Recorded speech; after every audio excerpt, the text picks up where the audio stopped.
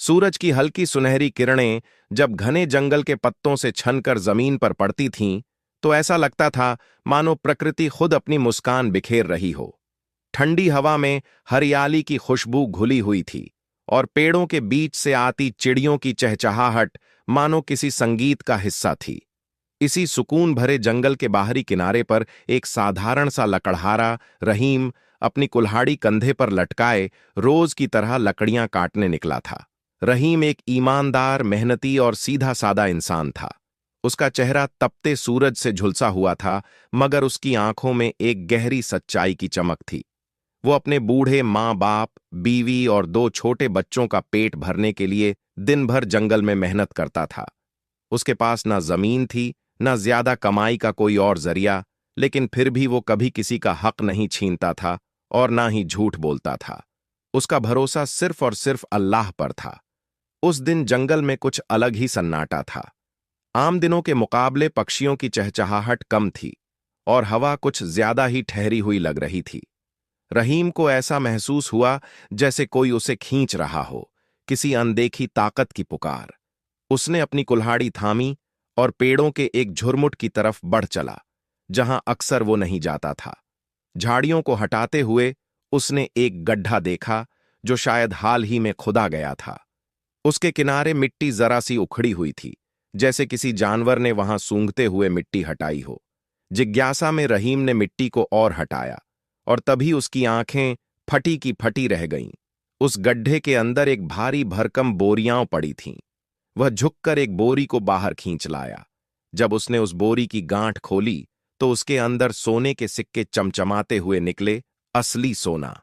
जैसे ही सूरज की किरणें उन सिक्कों पर पड़ीं, वो आंखों को चुभने लगे। रहीम कुछ पलों के लिए हक्का बक्का रह गया। उसका दिल तेजी से धड़कने लगा। या अल्लाह, इतनी दौलत, ये किसकी हो सकती है? उसने धीमे से कहा। उसकी सांसें तेज हो गईं। उसके जहन में एक पल के लिए ये ख्याल भी आया कि अगर वो ये सोना लेकर चुपचाप घर चला जाए तो उसकी जिंदगी पूरी तरह बदल सकती है। वो अमीर बन सकता है, बच्चों को पढ़ा सकता है, माँ बाप की सेवा अच्छे ढंग से कर सकता है। मगर अगली ही पल उसने अपनी आंखें बंद कर लीं और ठंडी सांस लेते हुए कहा, ये मेरी कमाई नहीं है, ये मेरे नसीब का हिस्सा नहीं, ये अल्लाह की दी गई एक आजमाइश है। उसने सोने की बोरियों को फिर से ढका और अपने कपड़े से बांधकर गांठ बनाई। इस अमानत का कोई हकदार होगा और मुझे उसे ढूंढना होगा, रहीम ने ठान लिया।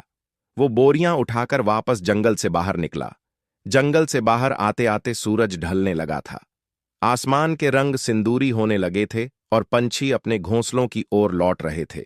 रहीम के कंधे पर बंधी भारी बोरियां उसके थके हुए शरीर पर बोझ डाल रही थीं, लेकिन उसके दिल का बोझ कहीं ज्यादा भारी था।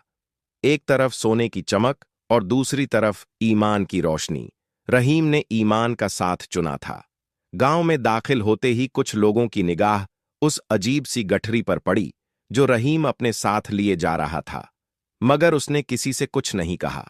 सीधा अपने घर पहुंचा और बोरियों को अंदर एक कोने में रख दिया।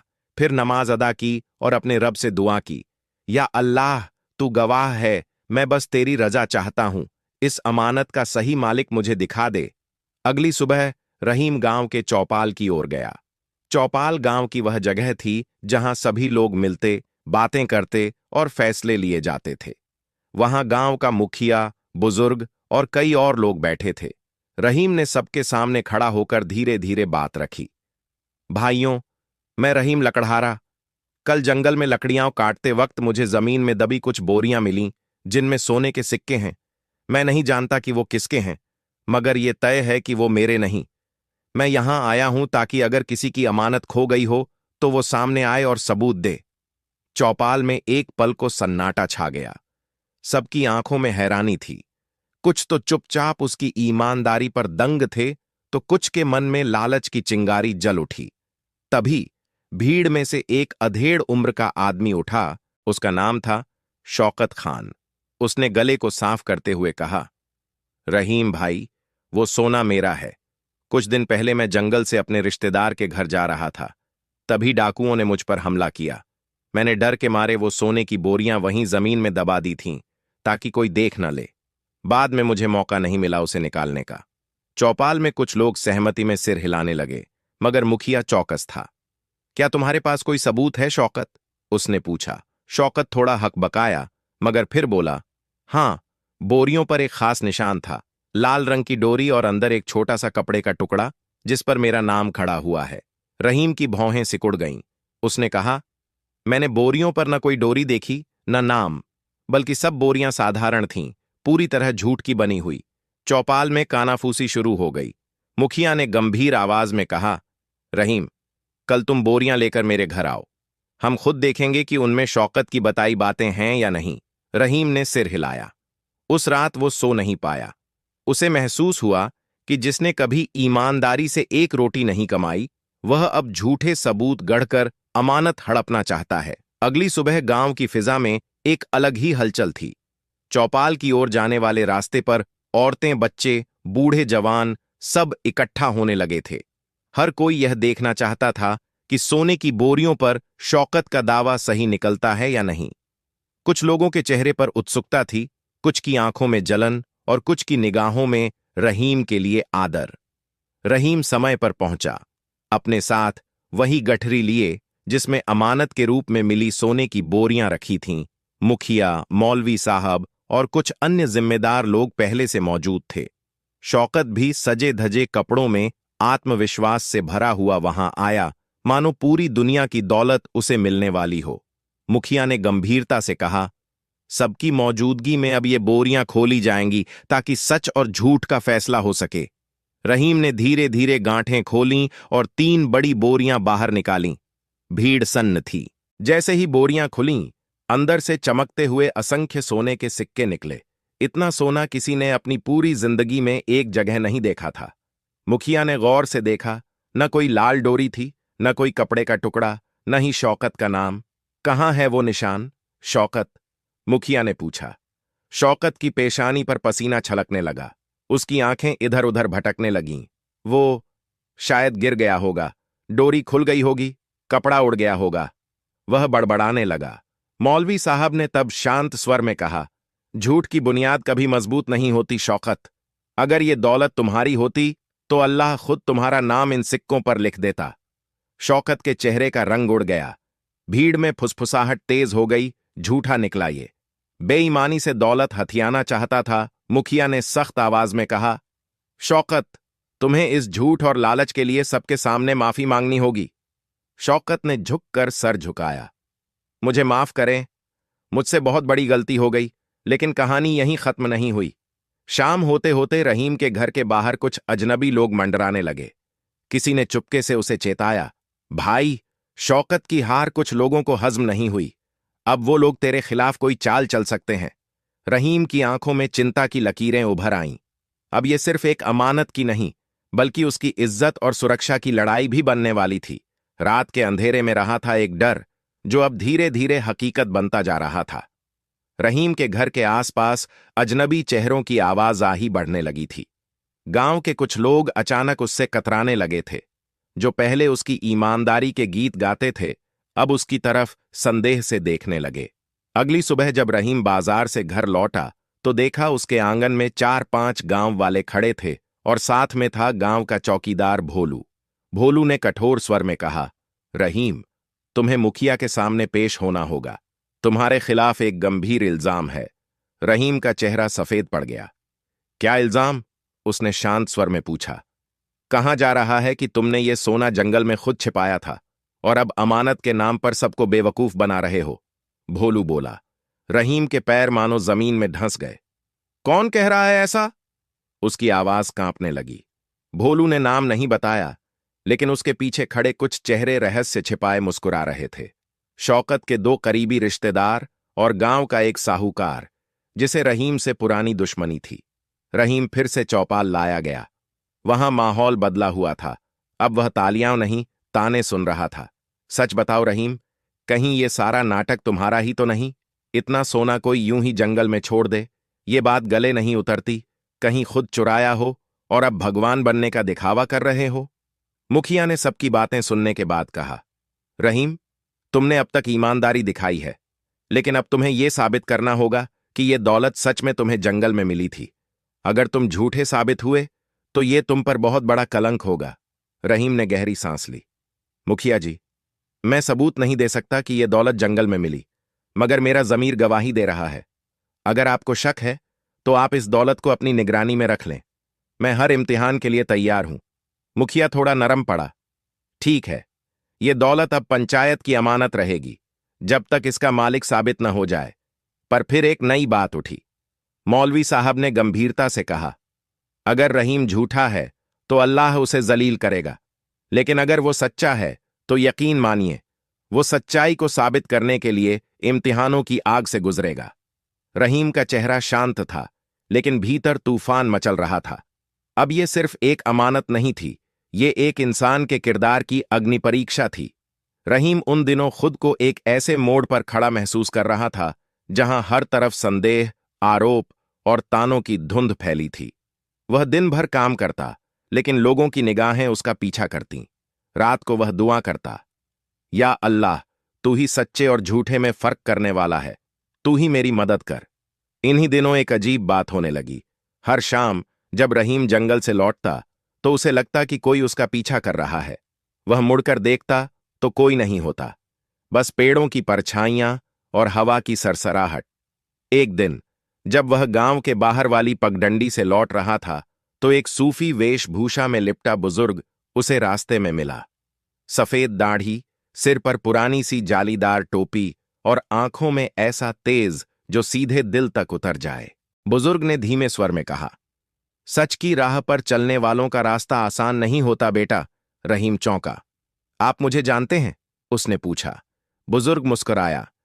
तुमसे पहले भी एक इंसान ने इसी जंगल में एक अमानत पाई थी, और वो भी तुम्हारी ही तरह उसे लौटाने चला था, मगर उसके साथ जो हुआ वह बहुत कम लोग जानते हैं। रहीम की उत्सुकता बढ़ी। कौन था वो? क्या आप मुझे उसकी कहानी बता सकते हैं? बुजुर्ग ने आसमान की ओर देखा, जैसे किसी पुराने जख्म को कुरेद रहे हों। उसका नाम याकूब था, एक साधारण किसान। उसे भी जंगल में एक दिन कुछ मिला था, मगर वो सोना नहीं था, एक पुरानी किताब थी, और उसके अंदर थे कुछ राज जिनसे जुड़ी हुई थी एक बहुत बड़ी दौलत और एक बहुत बड़ा धोखा। रहीम सन्न था। बुजुर्ग ने फिर कहा, जिस अमानत को तुम आज लेकर घूम रहे हो सकता है उसका रिश्ता उसी कहानी से हो, मगर सच्चाई तभी खुलेगी जब तुम एक जगह जाओगे, उस पुराने कुएं के पास जो अब वीरान है, जहां न तो कोई जाता है न लौटता है। रहीम की आंखें फैल गईं। पुराना कुआं जो गांव के पीछे जंगल के और भीतर है, वहां तो अब डर के मारे कोई नहीं जाता। बुजुर्ग मुस्कुराए। कभी कभी डर ही वो दरवाजा होता है जिसके पीछे सच्चाई छुपी होती है। इतना कहकर वह बुजुर्ग धीरे धीरे जंगल की तरफ बढ़ गए और पेड़ों के झुरमुट में गायब हो गए, जैसे कभी थे ही नहीं।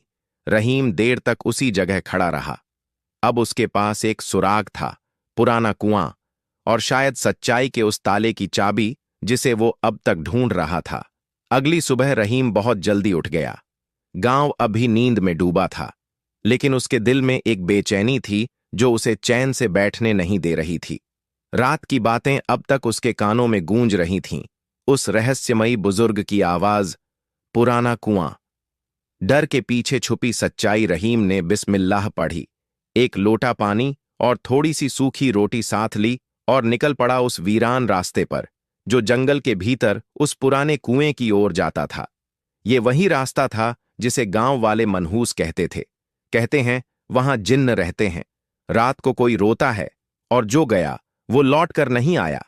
लेकिन रहीम का दिल अब डर से ज्यादा सच्चाई के लिए धड़क रहा था।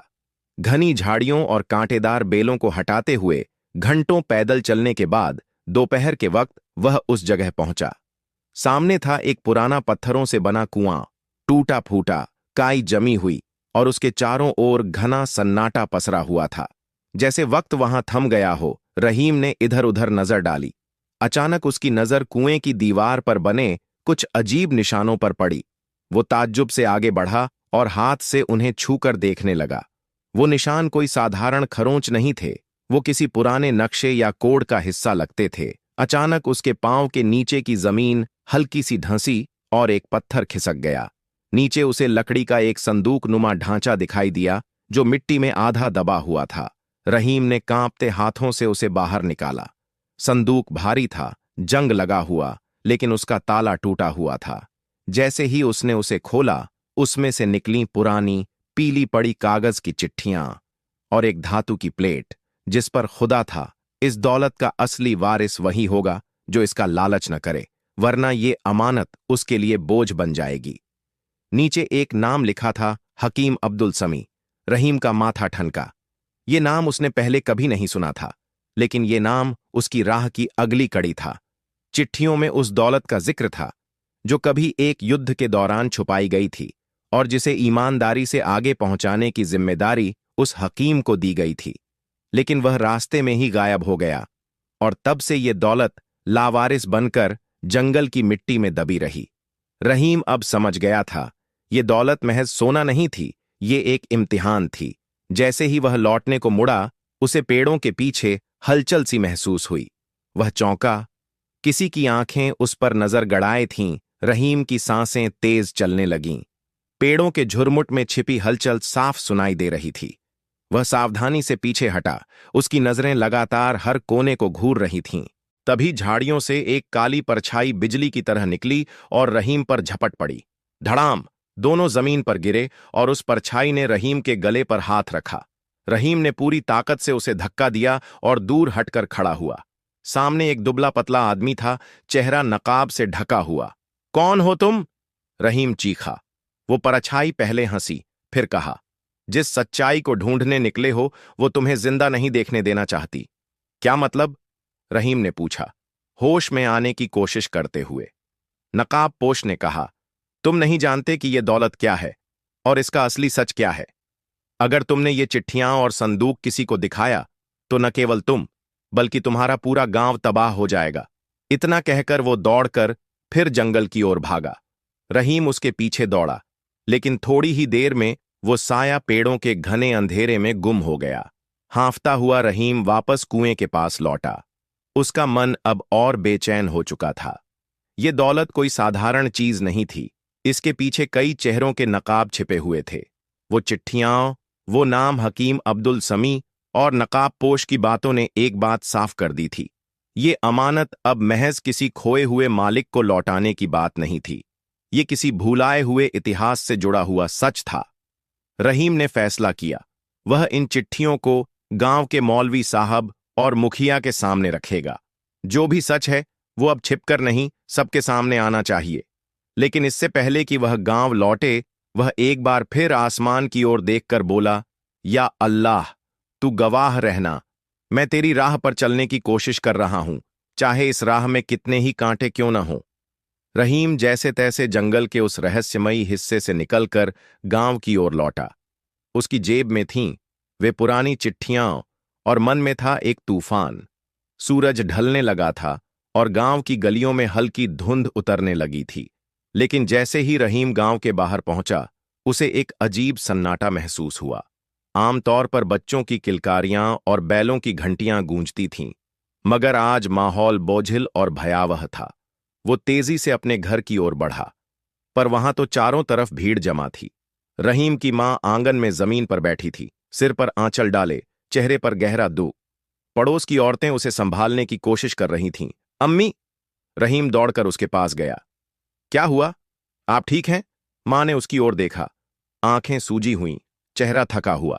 उसने कांपते हुए कहा, बेटा, वो लोग आज दोपहर तेरे घर में घुसे थे। कौन लोग? रहीम की आवाज कांपने लगी। शौकत के आदमी और उस साहूकार के गुंडे। उन्होंने घर की तलाशी ली। कह रहे थे तू कोई राज छुपा रहा है। तेरे ना होने का फायदा उठाकर पूरा घर उलट दिया। तेरा संदूक, किताबें, तेरे अब्बू की तस्वीरें, कुछ भी नहीं छोड़ा। रहीम की आंखों में आग सी जल उठी। क्या किसी ने उन्हें रोका नहीं? बुजुर्ग ने कहा, बेटा, लोगों को डराया गया था। कहा गया कि अगर किसी ने तेरे साथ दिया तो उसका अंजाम बुरा होगा। इतने में मुखिया का बेटा दौड़ता हुआ आया। रहीम भाई, आपको पंचायत ने बुलाया है, बहुत जरूरी बात है। रहीम ने मां का हाथ थामा। मैं जल्दी लौटूंगा, आप घबराइए मत। पंचायत में पहुंचने पर माहौल और भी गंभीर था। मौलवी साहब, मुखिया और कुछ गंभीर चेहरे बैठे थे। पास ही खड़ा था शौकत, चेहरे पर बनावटी मासूमियत लिए। मुखिया ने गंभीर स्वर में कहा, रहीम, शौकत का कहना है कि तुमने उसकी पुरानी अमानत के दस्तावेज चुराए हैं और गांव के विरुद्ध कोई चाल चल रहे हो। रहीम ने जेब से चिट्ठियां निकालीं और सबके सामने रख दीं। ये दस्तावेज मैंने जंगल में एक पुराने कुएं के पास पाए हैं। इनमें एक नाम है हकीम अब्दुल समी। इस दौलत की असली कहानी इन चिट्ठियों में दबी है। अगर आप पढ़ें तो आपको खुद समझ आएगा कि झूठ कौन बोल रहा है।